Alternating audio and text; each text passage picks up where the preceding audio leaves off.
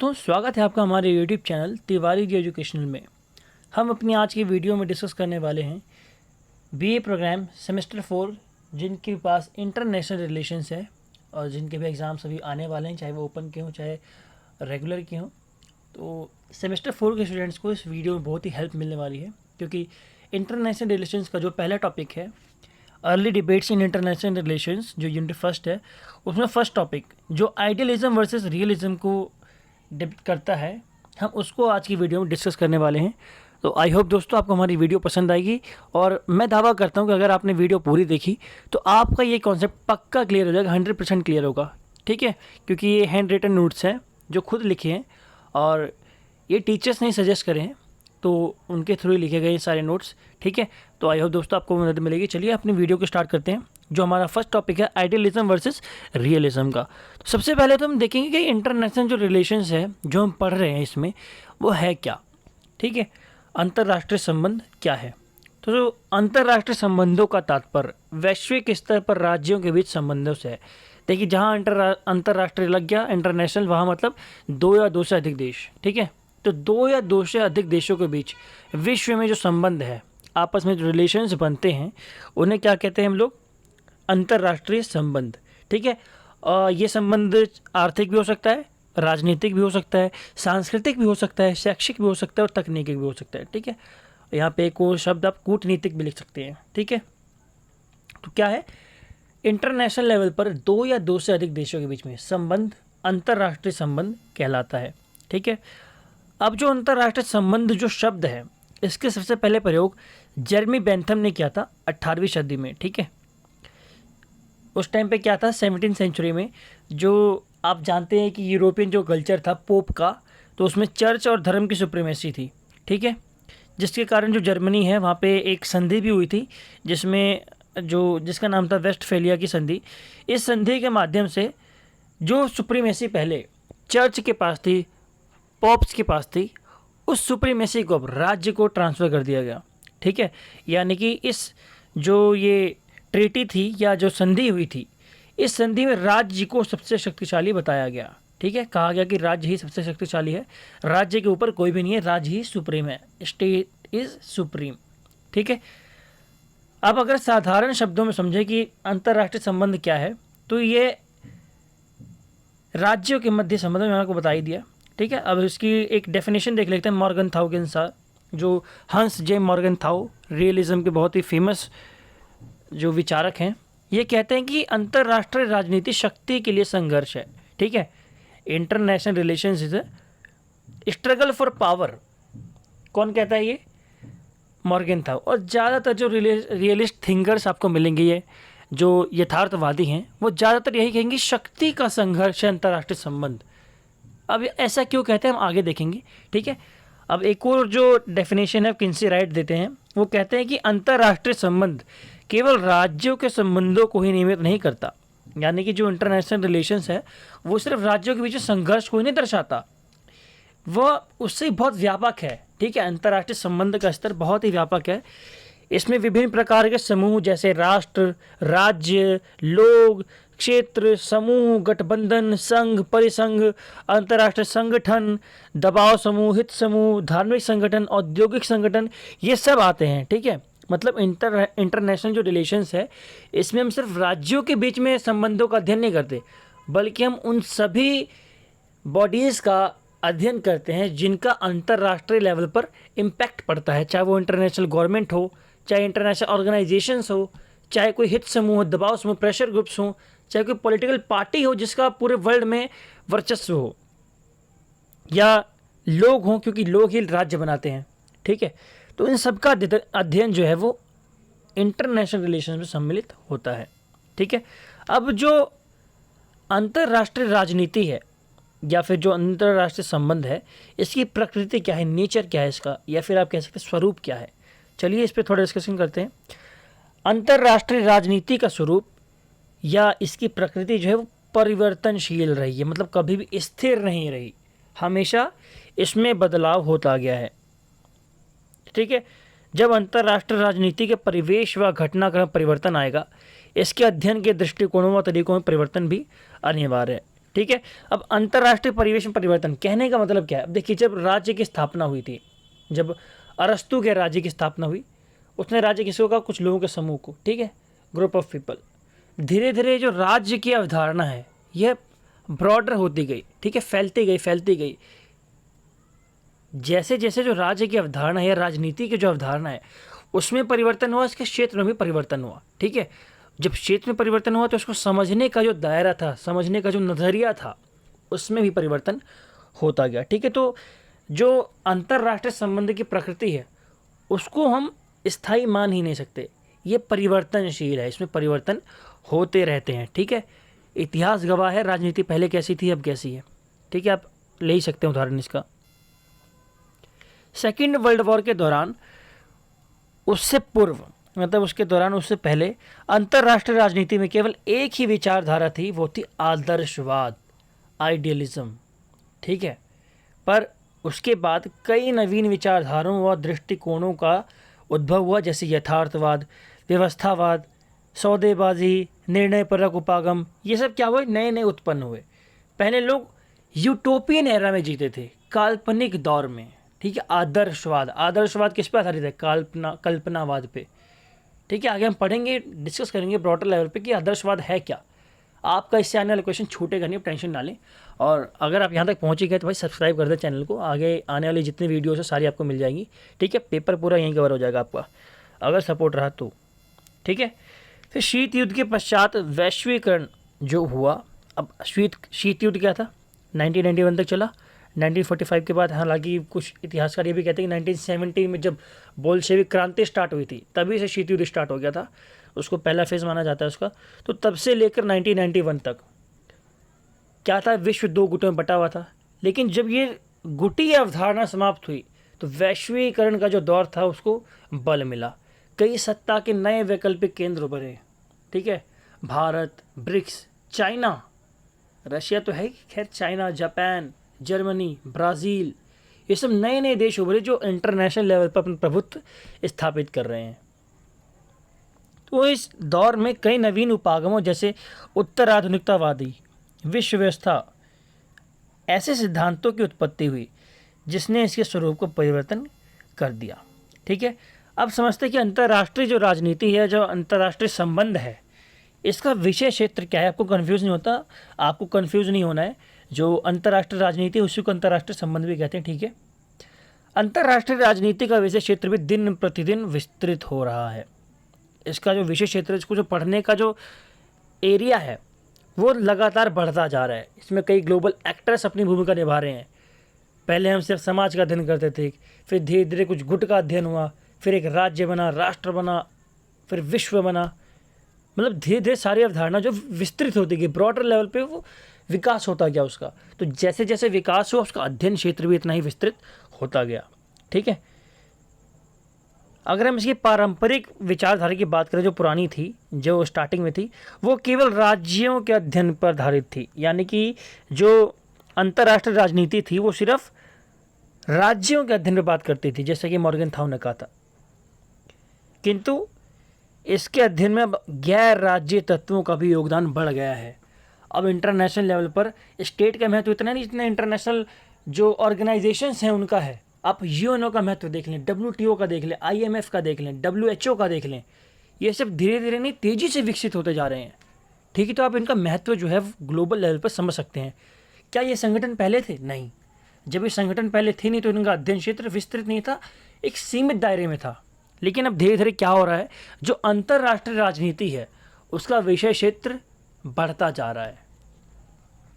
प्रत्येक राज्य अपने राष्ट्र हितों की पूर्ति हेतु अंतर्राष्ट्रीय राजनीति की सीमाओं में रहकर ही कार्य करता है। राष्ट्र हितों की पूर्ति हेतु राज्यों के मध्य संघर्षात्मक और सहयोगात्मक दोनों ही प्रकार के संबंधों की महत्ता रहती है। अब देखिए, जितने भी राष्ट्र हैं सब क्या चाहते हैं? अपने राष्ट्र हित की पूर्ति। अब इस राष्ट्र हित की पूर्ति में वो लोग युद्ध के लिए भी तैयार हो जाते हैं और सहयोग के लिए भी तैयार हो जाते हैं, है ना। आपके सामने दो विश्व युद्ध हैं। विश्व युद्ध क्यों हुए थे? अपने हितों की पूर्ति के लिए। अभी जो यूक्रेन और रशिया का विवाद चल रहा है, क्यों चल रहा है? रशिया अपने हितों को उस पर थोपना चाहता है, यूक्रेन चाह रहा है कि नहीं भाई हम इंडिपेंडेंट जिए। खैर इस पर विचारकों का अलग अलग मत है, मैं भी कोई एक मत यही नहीं कह रहा, दोनों के अलग अलग जो अपने अपने हित हैं वो हैं, ठीक है। तो हितों की पूर्ति के लिए लोग सहयोग भी करते हैं तो युद्ध भी कर लेते हैं। अब भारत पाकिस्तान का ही देखिए, कई बार युद्ध हुए, है ना। 62 में हुआ, 71 में हुआ, 99 में हुआ। सिर्फ युद्ध ही तो हुए नहीं, कई सारी ट्रीटीज़ भी हुई। सहयोगात्मक संगठन जो थे उन्होंने शक्ति, जो ट्रीटीज़ थी, संधियाँ थी, वो भी कराई, मध्यस्थता भी हुई। तो ऐसा तो नहीं सिर्फ युद्ध ही होते हैं इंटरनेशनल लेवल पर। इंटरनेशनल लेवल पर जो राष्ट्रहित हैं उनकी पूर्ति के लिए युद्ध भी किए जाते हैं और शांति समझौते भी किए जाते हैं, ठीक है। तो दोनों ही प्रकार के जो उपाय हैं वो अपने अपने राष्ट्रहितों की पूर्ति के लिए देश करते हैं। अंतर्राष्ट्रीय राजनीति में शक्ति का अध्ययन किया जाता है, जिसकी लाठी उसी की भैंस। ये इंटरनेशनल लेवल पर भी दिखता है, ठीक है। हालांकि कई विचारक इसको क्रिटिसाइज भी करते हैं इस विचारधारा को। वो कहते हैं कि भाई सिर्फ शक्ति ही सब कुछ नहीं है, कुछ व्यवहार भी है, समझौते भी हैं, सहयोग भी है।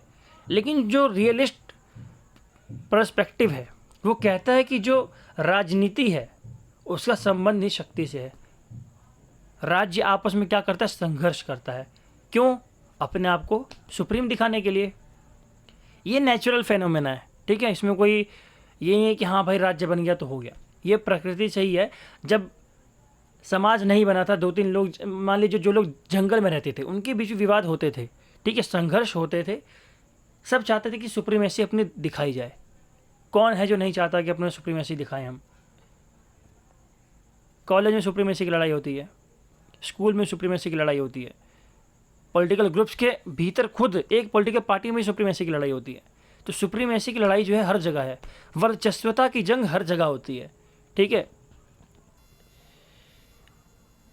वर्तमान अगर परिप्रेक्ष्य में बात करें तो अंतर्राष्ट्रीय राजनीति जो है उसके विशेष क्षेत्रों में व्यापक परिवर्तन हुआ है। इसमें न केवल राज्य बल्कि गैर राजनीतिक तत्व जैसे अंतर्राष्ट्रीय संगठन, दबाव समूह, हित समूह, NGOs, MNCs, TNCs, वैश्विक मुद्दे खासकर पर्यावरण के, नारीवाद, मानवाधिकार, संधि, युद्ध, इन सब का भी अध्ययन किया जाता है। यानी कि अंतर्राष्ट्रीय राजनीति सिर्फ राज्य का अध्ययन नहीं है। अंतर्राष्ट्रीय राजनीति में सब चीज़ों का अध्ययन जो इंटरनेशनल लेवल पर घटित हो रहा है, चाहे वो कोई घटना ही क्यों ना हो।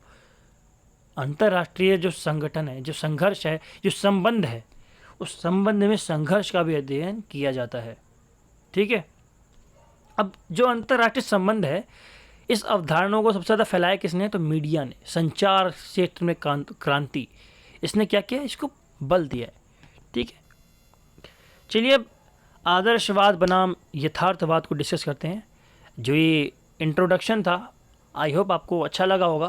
तो चलिए अब आदर्शवाद को आज की वीडियो में देखेंगे। बाकी यथार्थवाद अगर आप लोग अच्छा रिस्पांस देंगे तो आगे वाली वीडियो में आपको देखने को मिल जाएगा। यदि हम आदर्शवाद की बात करें, आइडियलिज्म की बात करें, तो यह एक विचारधारा है। आदर्शवादी विचारों की प्रमुखता पर बल देते हैं। अब आदर्श क्या होते हैं?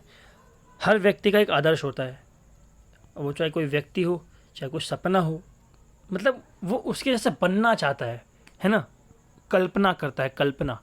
अब आदर्शवाद को आप लोग कल्पना के साथ जोड़ेंगे, ठीक है। मतलब सोच रहे हैं, मेरा सपना है कि हाँ मैं IAS ऑफिसर बनूँ, मैं क्या करूँ? कल्पना कर रहा हूँ, है ना। अब उसके लिए मैं कितना मेहनत कर रहा हूँ वो तो मेरे ऊपर डिपेंड करता है। तो रियलिटी क्या है? वो रियलिज्म दिखाता है, और जो कल्पना है वो कौन दिखाता है? आइडियलिज्म, ठीक है।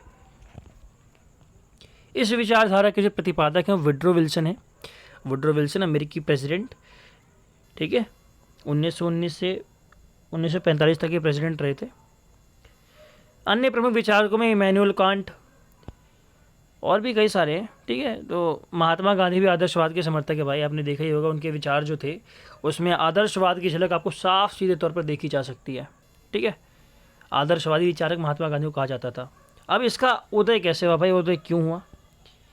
अमेरिकी क्रांति जो 1976 में हुई थी, और फ्रेंच क्रांति जो फ्रेंच रिवॉल्यूशन था, इन रिवॉल्यूशंस में 2-3 चीज़ें उभर के आई थी: समानता, स्वतंत्रता, बंधुता और नेशनलिज्म, राष्ट्रीयता, राष्ट्रवाद की भावना।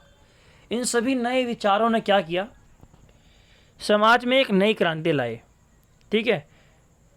ये क्या थी? ये चाहते थे समानता, स्वतंत्रता, व्यक्ति स्वतंत्र रहे, सभी व्यक्ति समान रहें, काले गोरे का भेद ना हो। आपने एंटी अपार्थाइड मूवमेंट, सिविल जो राइट मूवमेंट्स थे अमेरिका में, इन सब में क्या देखा?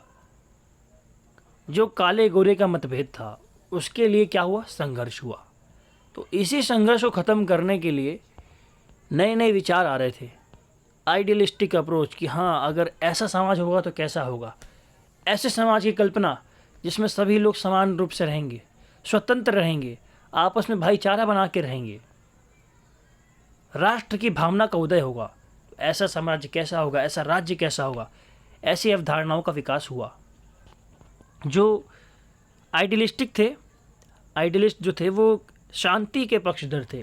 ठीक है, ये कहते हैं कि शक्ति अस्थायी है, अर्थात जो शक्ति है उसका स्थानांतरण होता रहता, कोई कभी शक्तिशाली है तो कोई कभी शक्तिशाली है।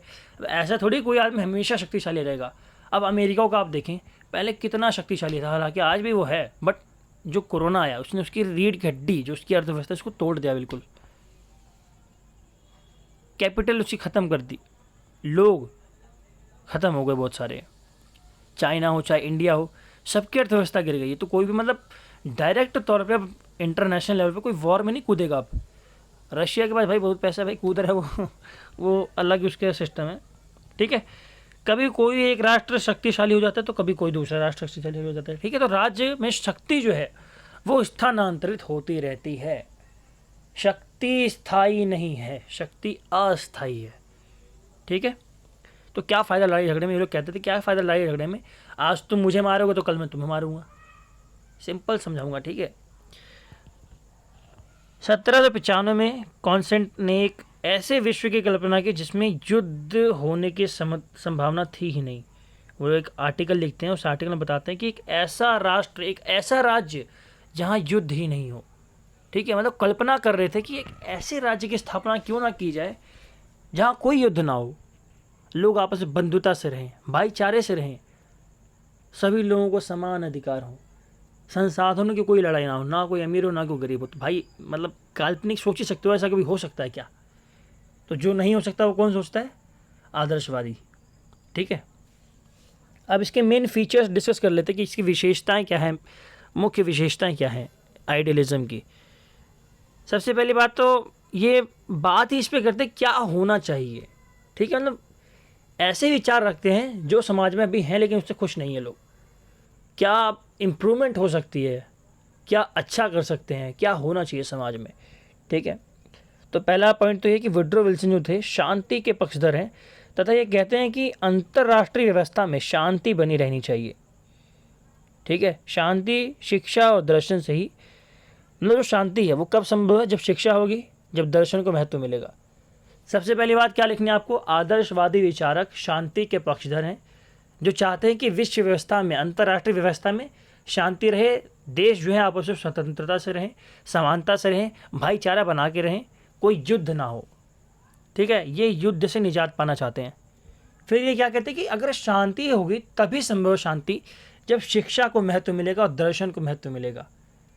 ठीक है, जब हम विचारकों को पढ़ेंगे तो हम समझेंगे कि हाँ भाई विचारक क्या कहना चाहते हैं। विचारक शांति के, ज़्यादातर आपको अगर पारंपरिक जो विचारक हैं मिलेंगे वो शांति के पक्षधर थे।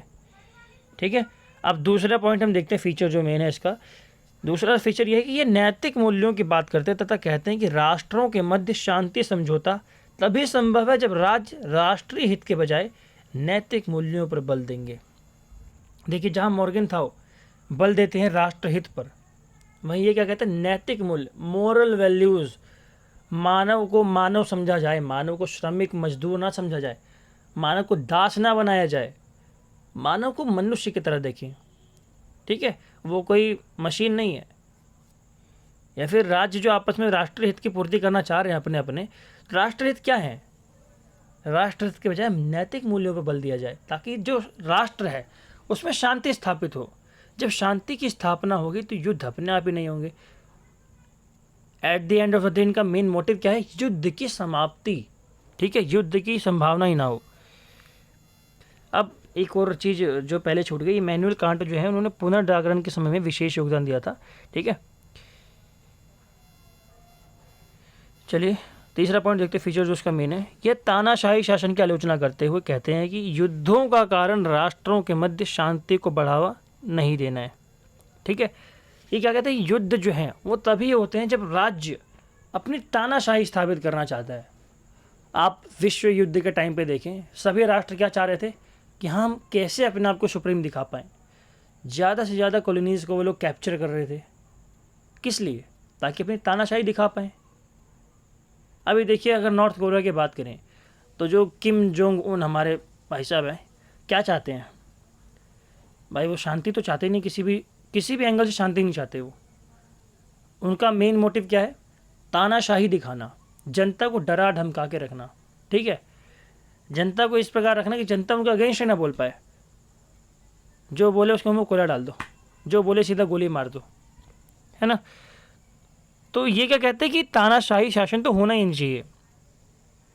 अब जब कह रहे हैं कि तानाशाही नहीं होना क्या चाहिए, ये कहते हैं कि विश्व सरकार की स्थापना की जानी चाहिए, वैश्विक सरकार की, जहाँ सभी देश आपस में मिलजुल कर रहें।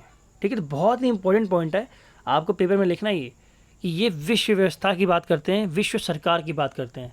ये कहते हैं कि इंटरनेशनल लेवल पर एक विश्व सरकार होनी चाहिए जो इन देशों के ऊपर लगाम लगा सके जो तानाशाही दिखा रहे हैं।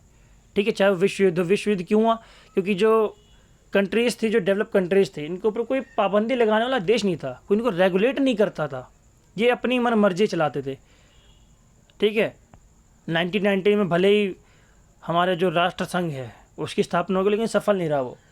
लेकिन अगर संयुक्त राष्ट्र संघ की बात करें तो कहीं ना कहीं ये सफल अपने विश्व युद्ध ना होने देने में ये रहा है। ठीक है, तो कैसे सरकार की स्थापना, वैश्विक सरकार की स्थापना जहाँ सभी देश समान रूप से प्रतिनिधित्व कर रहे हैं। ठीक है, चौथा पॉइंट क्या है, आदर्शवादी शक्ति को अस्थायी मानते हैं। जैसे मैंने पिछली बार बताया था आपको ऊपर ही कि शक्ति जो है वो स्थायी नहीं है, कभी कोई देश शक्तिशाली है तो कभी दूसरा देश शक्तिशाली है। एग्जाम्पल के लिए पहले अगर ब्रिटेन को देखें तो ब्रिटेन ने कितने शक्तिशाली अपनी पावर दिखाई थी वर्ल्ड वॉर से पहले, पूरे विश्व को उसने जीत लिया था। भाई ऐसा कहा जाता था कि इसका कभी सूर्यास्त तो होता ही नहीं है। क्यों, पूर्व से लेकर पश्चिम तक जितने भी देश थे सब पे इसका शासन था, मतलब मोस्ट ऑफ द कंट्रीज थी जो उसके चंगुल में थी। इसने अपने उपनिवेश इतने देशों, इतनी दूर दूर तक बचा रखे थे। अब देखो अमेरिका, जिसको इसने गुलाम बना रखा था, अब अमेरिका सबसे पावरफुल है। तो शक्ति जो है कभी भी वो एक जगह टिकी नहीं रही है। ठीक है, वो अस्थायी है, परिवर्तनशील है शक्ति। पांचवा पॉइंट, यह वैश्विक सरकार की बात करते तथा कहते हैं कि विश्व में शांति तभी संभव होगी जब अंतर्राष्ट्रीय स्तर पर कोई सरकार होगी। ठीक है, पिछली बातें जो थी। अगला पॉइंट, अब देखो जब शांति की बात कर रहे हैं, भाई जाहिर सी बात है हथियारों का समर्थन तो करेंगे नहीं। तो जो आदर्शवादी विचारक हैं ये निशस्त्रीकरण के पक्षधर हैं, क्योंकि ये मानते हैं कि हथियार ही युद्ध की प्रवृत्ति को जन्म देती है। अब जब आपके पास हथियार ही नहीं होंगे तो मारोगे कैसे भाई, लड़ाई करोगे, करो लड़ाई, क्या हुआ उसमें भाई, ज़्यादा से कितना लड़ लोगे, आधा घंटा 1 घंटा, अपने आप थक के बैठ जाओगे। लेकिन ये हथियारों में क्या है, एक गोली मारी ख़त्म, मामला ख़त्म। एक तोप का गोला छोड़ दिया, देश ख़त्म। एक न्यूक्लियर बम छोड़ दिया, पूरा मतलब जनरेशन की जनरेशन ख़त्म हो जाती है पूरी। तो ये लोग क्या कहते थे कि निशस्त्रीकरण पर बल दिया जाए, देश में या पूरे विश्व में हथियारों को ख़त्म किया जाए, हथियारों का निर्माण ही ना किया जाए। फिर 7वां पॉइंट क्या है, इन विचारकों का मानना है कि अंतर्राष्ट्रीय राजनीति साध्य नहीं बल्कि साधन है। ठीक है, साध्य नहीं है, साधन है। अब किस चीज़ का साधन, इसका मुख्य उद्देश्य क्या है, अंतर्राष्ट्रीय न्याय की स्थापना। अब इस न्याय की स्थापना कैसे होगी, शांतिपूर्ण साधन से। ठीक है, अगला पॉइंट, इनका मानना है कि युद्धों को कानून द्वारा रोका जा सकता है तथा अंतर्राष्ट्रीय कानून के द्वारा किसी भी युद्ध के संकट से बचा जा सकता है। मतलब उनका कहना क्या है कि इंटरनेशनल लेवल पे जब सरकार तो होनी चाहिए, लेकिन उस सरकार ऐसी होनी चाहिए जो कानून भी बना सके, और ऐसा कानून नहीं बाध्यकारी कानून बनाए। ठीक है, अब आप देखो यूएनओ के ज़्यादातर कानून अबाध्यकारी होते हैं, भाई देश मानने ना माने उनकी मर्जी होती है। रशिया को उसने कितना रोका लेकिन नहीं मान रहा वो, क्यों, क्योंकि बाध्यकारी शक्ति नहीं है ये। तो एक ऐसी इंटरनेशनल लेवल पर गवर्नमेंट की स्थापना की जाए जिसके अंतर्राष्ट्रीय कानून जो हों वो सभी देशों पर मान्य हों और बाध्यकारी हों। ठीक है, अगला पॉइंट, यह कहते हैं कि शांति के लिए राजनीति के साथ साथ आर्थिक विश्व को भी बदलना होगा। इसी ने राज्य को आत्मनिर्णय के साथ आर्थिक स्वतंत्रता भी प्राप्त होगी। अब देखिए, युद्ध क्यों होते हैं? संसाधनों को लेकर। तो जब आर्थिक रूप से देश मजबूत होंगे तो युद्ध क्यों होंगे, है ना। चलिए अगला पॉइंट हम देखते हैं क्रिटिसिज्म का। अब आइडियलिज्म की मैंने बात कर ली, विशेषताओं की, फिर बैकग्राउंड समझ लिया कि इंटरनेशनल जो रिलेशंस है वो है क्या, उसका स्वरूप समझ लिया। अब इसका क्रिटिसिज्म देखते हैं। इसका क्रिटिसिज्म करते हैं EH कार। वो कहते हैं कि इसे वो यूटोपियन बताते हैं, काल्पनिक। ठीक है, ये क्या है? काल्पनिक। ठीक है, EH कार क्या कहते हैं कि ये जो आदर्शवादी विचारधारा है इसका वास्तविकता से कोई लेना देना ही नहीं है। EH कार ने एक अपनी बुक भी लिखी थी, द 20 ईयर क्राइसिस 1939 में। इसमें इन्होंने जो आर्थिक महामंदी का दौर था उसके बारे में विस्तृत रूप से बताया था कि भाई क्या क्या था उसमें। ठीक है, तो जो EH कार है वो कहते हैं कि जो आदर्शवादी विचारधारा है काल्पनिक है, तो इसमें कुछ वास्तविकता नहीं है। अब प्रत्यक्ष को प्रमाण की आवश्यकता है ना। चलिए दूसरा देखते हैं। दूसरा क्रिटिसिज्म ये है कि इसमें नैतिकता पर अधिक बल दिया गया है, जबकि सत्य तो यह है कि समाज में नैतिकता का अपना महत्व है और राष्ट्रों के बीच राष्ट्र हितों का अपना महत्व है।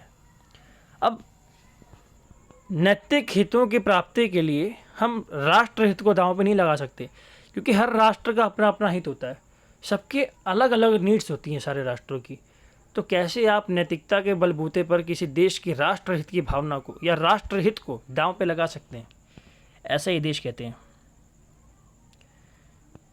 कहते हैं कि शक्ति का ही महत्व है, कानून का ही महत्व है। अब सिर्फ हम शांति से तो रह नहीं सकते। अब शांति से मान लीजिए हमने एक कोई देश है, उसने शांतिपूर्ण अवधारणा अपना रखी है, शांतिपूर्ण सिद्धांत अपना रखे हैं, अगर उसी पे कोई दूसरा देश अटैक कर दे तो क्या होगा? उसकी शांति धरी की धरी रह जाएगी। तो इसका ये अपोज करते हैं। ठीक है, बिना कानून के राष्ट्रीय एकता स्थापित करना असंभव है। क्या कहते हैं कि बिना कानून के राष्ट्रीय एकता स्थापित हो ही नहीं सकती कानून। ठीक है, चलिए तीसरा पॉइंट डिस्कस करते हैं। इसके आलोचक कहते हैं कि ये सिद्धांत फील्ड वर्क या कार्य क्षेत्र में खरा नहीं उतरते, सिर्फ सोच में ही हमारे हैं भाई, हाँ अरे शांति की स्थापना कर लेंगे हम, लेकिन अगर रियलिटी में देखें तो ये खरा उतरते ही हैं, शांति की स्थापना की ही नहीं जा सकती। मानव का स्वभाव भी अग्रेसिव है।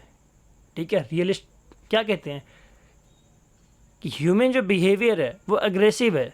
समाज का जब निर्माण हुआ था तभी से मानव स्वभाव कैसा है? क्रूर, अग्रेसिव।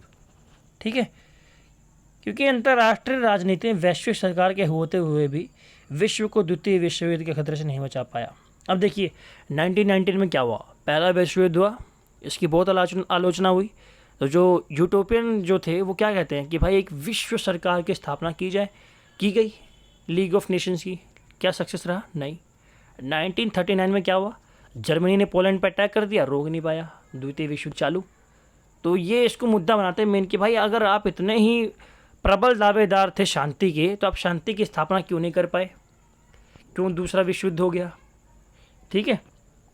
चौथा, अगर हम वर्तमान परिप्रेक्ष्य में बात करें तो आदर्शवादी वैश्विक सरकार संभव ही नहीं है, क्योंकि अब कोई ऐसा भाई कोई एक देश या राष्ट्र अपने राष्ट्रीय हितों से समझौता करना ही नहीं चाहता, और ना ही वह अपने राष्ट्रीय हित की एवज में किसी अन्य राष्ट्र के दुष्पूर्ति हेतु तैयार है। कोई भी राष्ट्र क्यों अपने राष्ट्रीय हित से समझौता करना चाहेगा? अब भारत का इंटरेस्ट है कि हाँ भाई वो चाइना से इंपोर्ट एक्सपोर्ट करे। ठीक है, अब कोई और देश आ जाए कि हाँ भाई आप राष्ट्रीय हित अपना चेंज करें, क्योंकि जो चाइना है ये युद्ध करने के उस पर उतर रहा है, तो आप इससे अपना व्यापार ना करें। भाई ऐसा संभव ही नहीं है। सब देश की अपनी अपनी नीड्स हैं। भारत को भले पाकिस्तान से दुश्मनी, चीन से दुश्मनी, दोनों से क्या करता है? आयात निर्यात करता है, क्योंकि राष्ट्रीय हित की पूर्ति तो अपने करेगा ही भाई।